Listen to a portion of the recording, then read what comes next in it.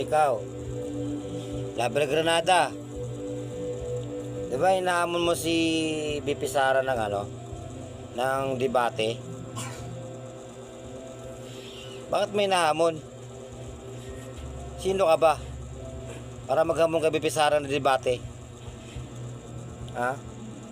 Para sabihin ko sa'yo, hindi ka kalibil ni BP Sara. Isang vlogger ka lang. At saka bakit mo sinasabing kumukulo ang dugo mo sa aming mga DDS? Ha? Anong pakialam mo? Kung sumusuporta kami sa mga DDS? Tsaka, alam mo ikaw, yabang mo Bakit may nahamon ng debate sa BP Sara?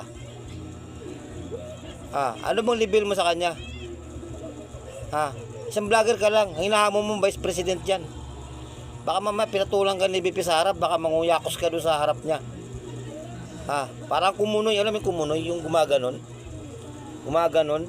Pag nakaharap sa BP Sara, baka malilit ka sa sarili mo. Di ba sabi mo taga Mindanao ka? Saan ka sa Mindanao?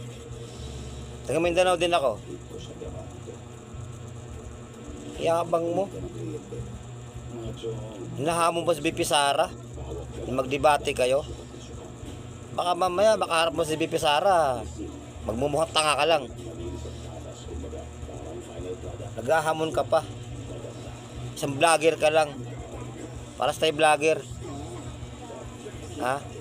Pinagtatanggol mo yung presidente mo, pinagtatanggol ko yung vice presidente ko. Tapos kami mga didis, titirahin mo. Pakailan mo ba? Sino ka ba? Ha? Sasabihin ko sa'yo totoo, hindi ka kalibil ni BP Sara. Tanda mo yung sinasabi ko. Masyado kang mayabang, masyado kang bilib sarili mo. Ha? Isang vlogger ka lang.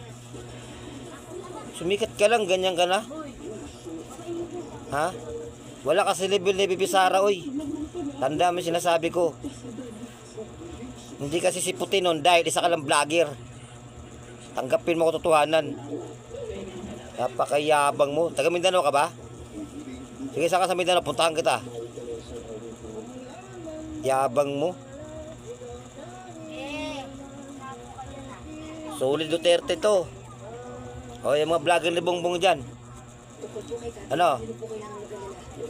Nahamon ko kayo. Lalo na yung nagmumura kay, yung baklang tikbalang, yung nagmumura kay Robin Padilla at saka yung kay Tatay Digong. Minumura niya. Ikaw, putang ina ka. Gusto mo tayo magharap Ha?